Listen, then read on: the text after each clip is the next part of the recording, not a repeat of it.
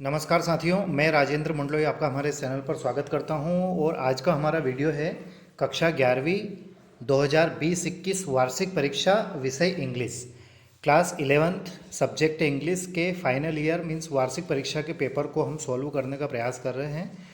आपके सभी सब्जेक्ट के सॉल्यूशन हमारे इस चैनल के माध्यम से प्रोवाइड किए जाएंगे। चैनल पर यदि आप नए हैं तो चैनल को आप सब्सक्राइब करें, साथ ही आपके फ्रेंड्स, रिलेटिव, क्लासमेट्स के पास इन वीडियोस को शेयर करें ताकि वह भी इससे फ़ायदा ले सके।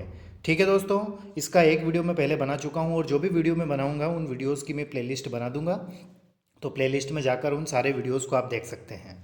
ठीक है दोस्तों, दूसरी जानकारी मैं आपको ज़रूर दूंगा कि इस पूरे पेपर का सॉल्यूशन हम दो वीडियो में बनाएंगे। एक में जितना हो सकेगा, क्योंकि ज़्यादा लेंदी अगर वीडियो हो जाएगा तो आप उसको पूरा देख नहीं पाओगे। ठीक है दोस्तों, तो चलिए वीडियो की शुरुआत करते हैं। 100 नंबर का आपका पेपर था।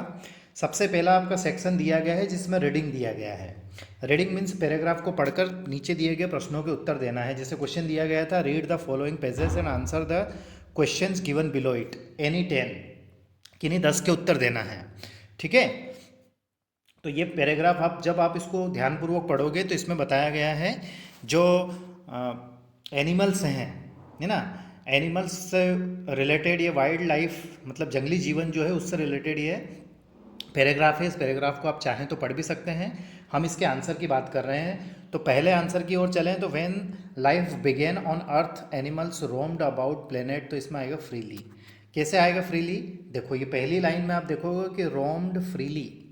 ओके, आगे नेक्स्ट क्वेश्चन की ओर चलें तो क्वेश्चन नंबर बी है, find out the word from the pages that means natural home of animal.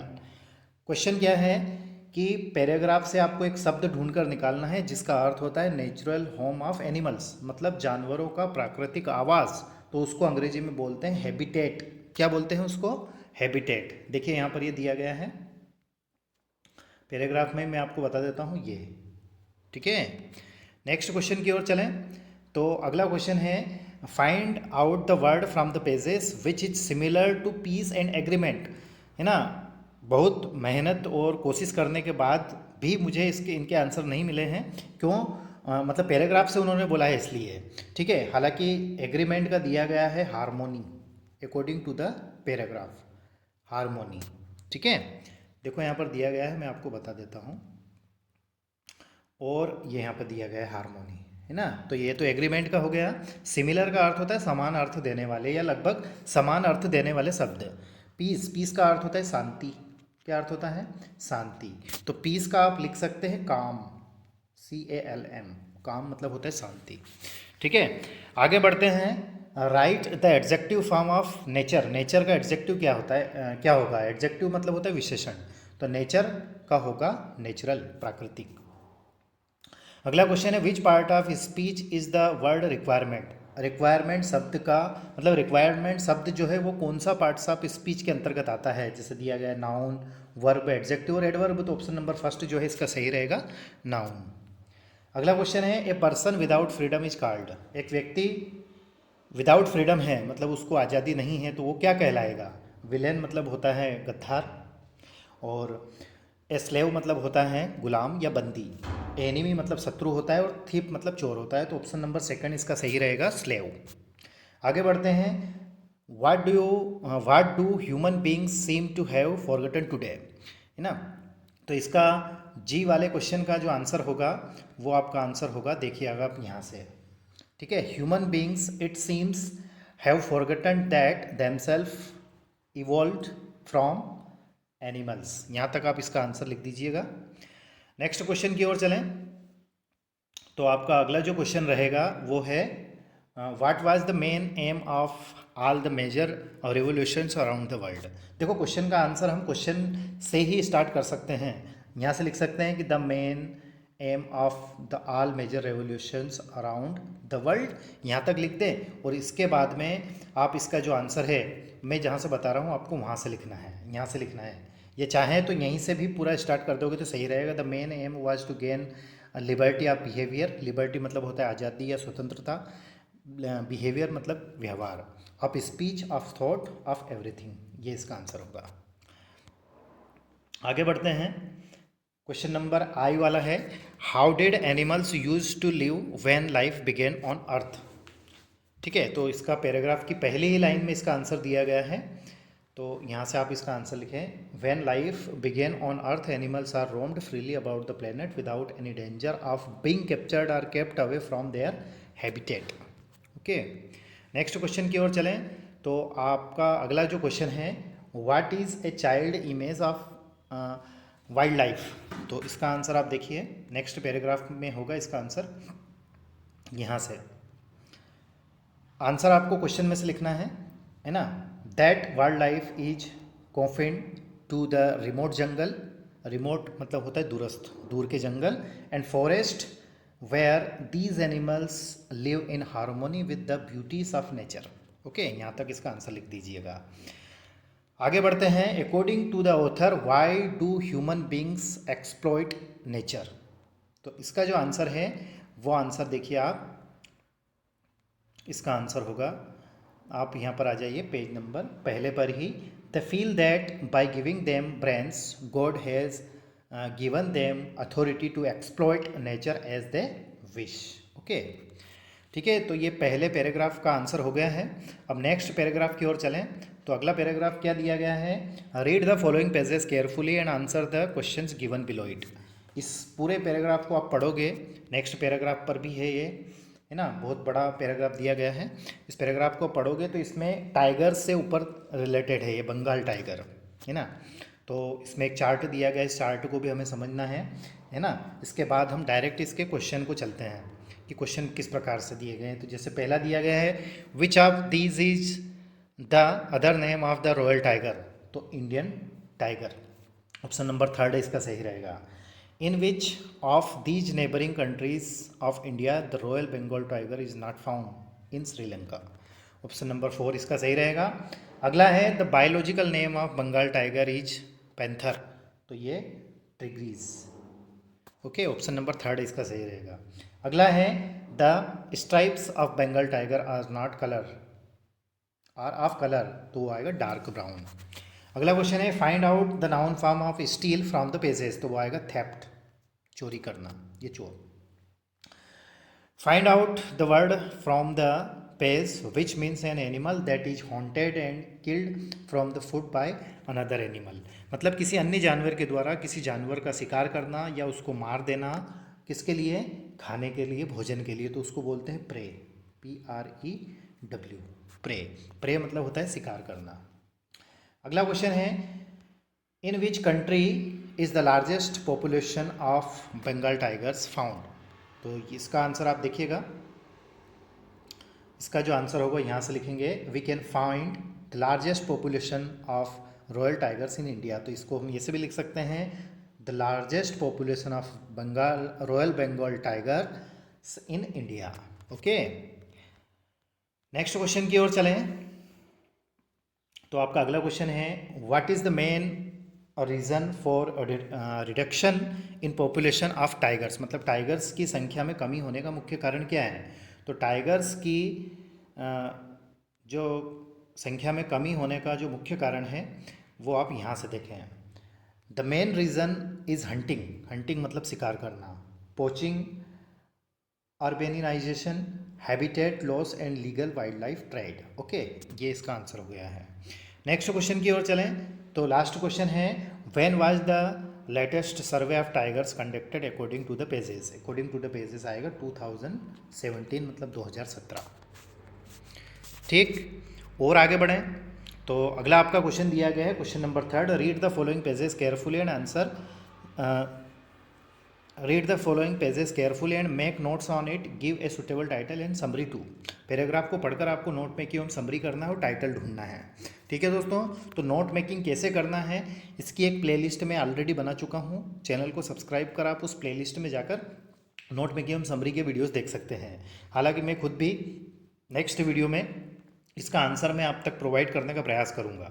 ठीक है दोस्तों, आगे बढ़ते हैं। तो आगे आपका सेक्शन बी है जिसमें ग्रामर का पोर्शन दिया गया है।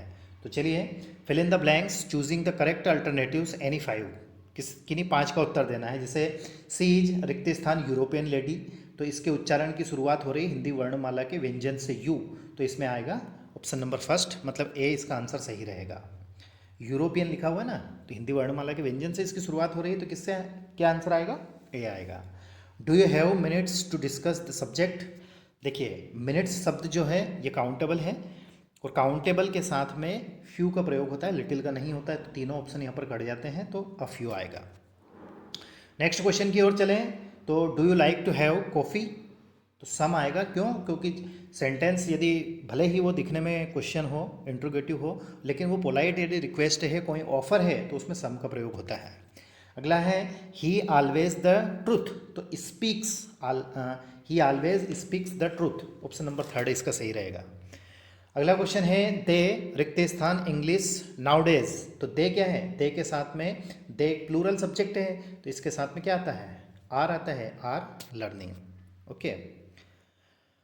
अगला क्वेश्चन है इट सिंस मॉर्निंग, तो सिंस यहाँ पर एक कीवर्ड है, और सिंस इस बात को इंडिकेट कर रहा है कि ये जो सेंटेंस है ये प्रेजेंट परफेक्ट कंटिन्यूअस का है, और उसमें हेल्पिंग वर्ब हैज़ का प्रयोग होता है, साथ में बीन लगता है, और वर्ब की फर्स्ट फॉर्म में आईएनजी, तो ऑप्शन नंबर 2 सही रहेगा। It has been raining since morning. आगे बढ़ते हैं, डू एज डायरेक्टेड दिए गए हैं, तो इसमें भी कोई 5 करना है, जैसे ही so weak that he can not walk, तो सो दैट का प्रयोग करना है, मतलब सो दैट ऑलरेडी दिया गया, तो उसके स्थान पर टू और टू का प्रयोग करना है, तो इसका आंसर हो जाएगा सो के स्थान पर टू लगा देंगे, TOO, दैट के स्थान पर टू लगा देंगे, तो और फिर ही कैन नॉट हट जाएगा। आंसर क्या हो जाएगा? He is too weak to walk. ठीक है, ही कैन नॉट भी हट जाएगा। अगला क्वेश्चन है he was teaching English, change the voice, मतलब पैसिव वॉइस में चेंज करना है, तो पैसिव वॉइस में चेंज करेंगे, तो इसका आंसर हो जाएगा English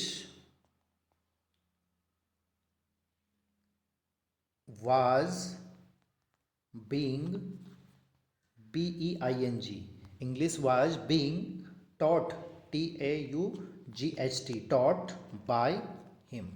okay.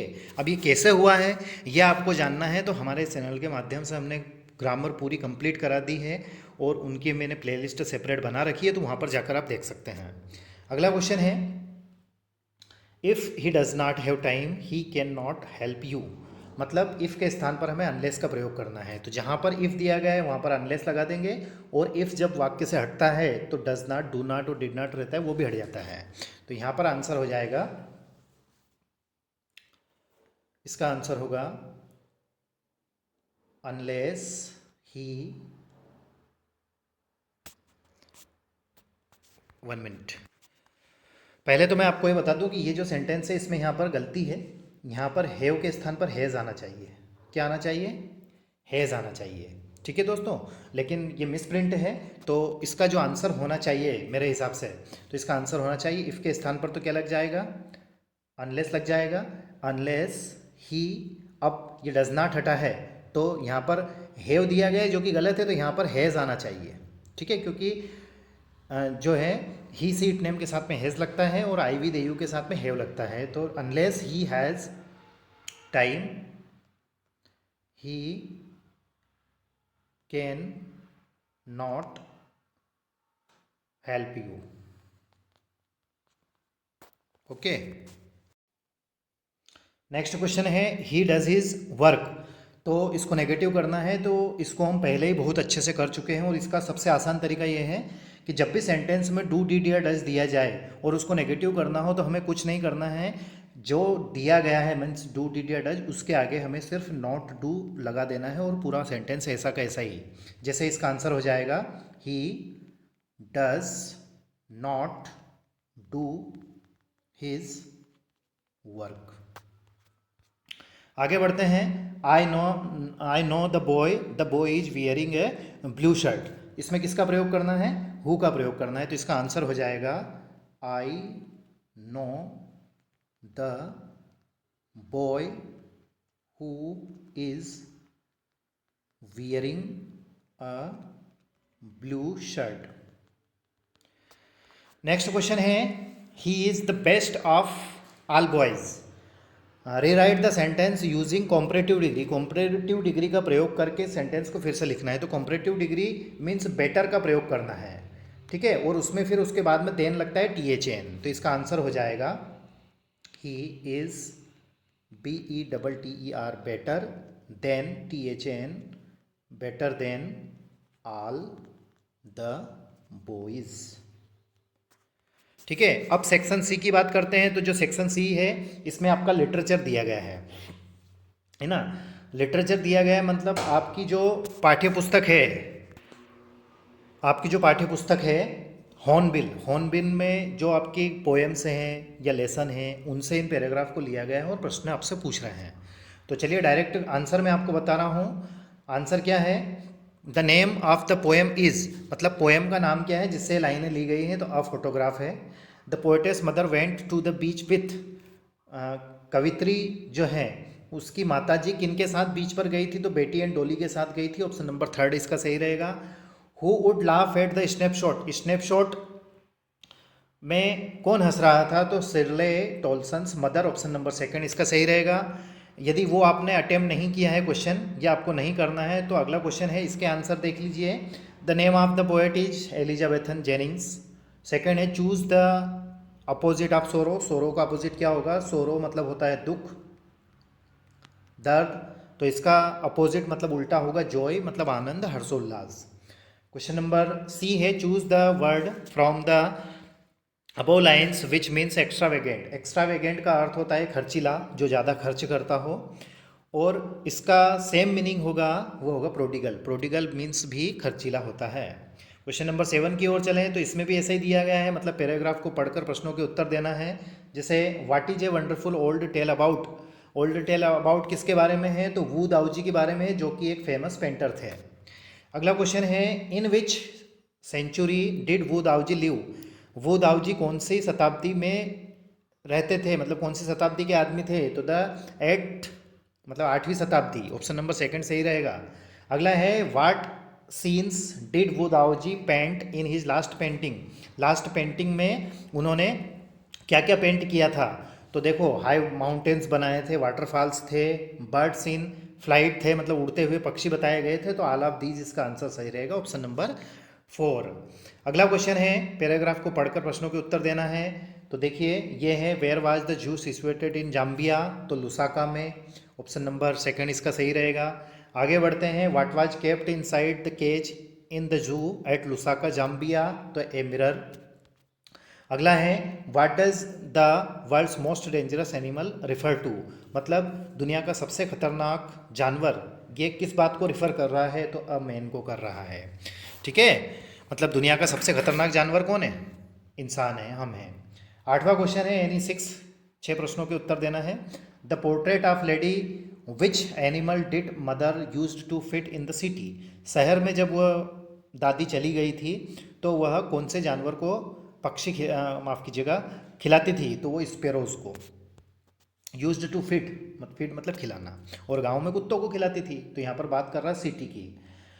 We are not afraid to die which is considered the world's roughest sea, दुनिया का सबसे रफेस्ट सी किससे बताया गया है अकॉर्डिंग टू द टाइटल, वो है the southern Indian ocean, option number 3 सही रहेगा। अगला क्वेश्चन है French painter mutate the contempt of art brute, है ना, तो वो आएगा जीन डुबुफेट। अगला क्वेश्चन है those who control or look after a trust organisation is called trustee, option number 2 सही रहेगा, 3 माफ कीजिएगा। और अगला है in the poem childhood hell and heaven are not found in geography, मतलब चाइल्डहुड जो पोएम है उसमें हेल और हेवन कहाँ नहीं पाए गए हैं, तो जियोग्राफी में। अगला क्वेश्चन है in the poem the laburnum top is described as silent. अगला क्वेश्चन है what does the rain give back to the earth in the poem the voice of the rain, तो वो आएगा लाइफ। ठीक है, तो हमने इस आपके जो क्वेश्चन पेपर को इस एक वीडियो के माध्यम से हमने सॉल्व करने का प्रयास किया है। बाकी के जो क्वेश्चन आपके हैं बचे हुए हैं, चाहे वो राइटिंग स्किल वाला हो सेक्शन डी हो या आपके क्वेश्चन आंसर हो, तो इनके आंसर मैं अगले वीडियो में आप तक प्रोवाइड करूंगा। वीडियो आपको कैसा लगा कमेंट्स करके ज़रूर बताएं, साथ ही आपके फ्रेंड्स रिलेटिव क्लासमेट्स के पास इन वीडियोज़ को शेयर करें ताकि वह भी इससे अपना एनालिसिस कर सके, अपने आंसर्स चेक कर सके। और आई होप कि इस वीडियो के माध्यम से आपको हेल्प मिलेगी और आपका पेपर अच्छा रहा होगा। ठीक है दोस्तों, thank you very much for watching. और इसी प्रकार के और भी आपके अन्य सब्जेक्ट्स के वीडियो यदि आप चाहते हैं, उनका सॉल्यूशन चाहते हैं, तो आप हमारे इस चैनल को सब्सक्राइब करें। साथ ही आपके फ्रेंड्स, रिलेटिव, क्लासमेट्स के पास इन वीडियोस को शेयर करें, ताकि वह भी इससे अपनी तैयारी अच्छे से कर पाए और खुद का एनालिसिस कर पाए। Thank you very much and please take care of your self.